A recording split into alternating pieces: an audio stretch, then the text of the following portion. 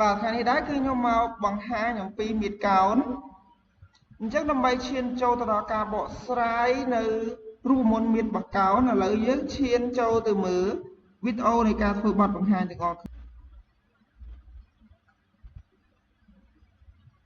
ឡូវយើងសង្កេតមើលទាំងអស់គ្នាគឺរង្វង់ខាងលើនៃកោណគឺស្មើនឹងស៊ីឡាំងហើយកម្ពស់នៃកោណក៏ស្មើនឹងកម្ពស់ស៊ីឡាំងដែរឥឡូវគឺចាក់ទឹកចូលក្នុងកោណនេះយើងចាក់ទឹកចំនួនលើកទី1គេបានចាក់បញ្ចូលទៅក្នុងស៊ីឡាំងនេះចាក់ចំនួនលើកទី2គេបានចាក់ចូលទៅក្នុងស៊ីឡាំងនេះគេចាក់លើកទី3គេក៏បានបន្តចាក់ចូលទៅក្នុងស៊ីឡាំងនេះគេកំពុងចាក់បញ្ចូលទៅក្នុងស៊ីឡាំងហើយ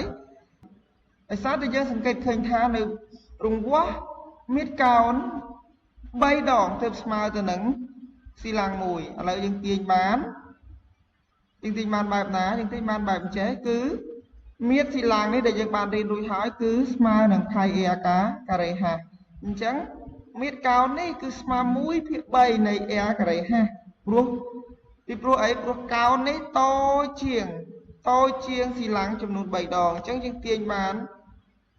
នេះរូបមន្តមាត្រស៊ីឡាំងដែលយើងមានស្រាប់អញ្ចឹងរូបមន្តមាត្រស៊ីឡាំង v ស្មើ πa ការ៉េ50ហើយយើងក៏ទាញបានមាត្រកោណអញ្ចឹងមាត្រកោណ v ស្មើ1/3 πa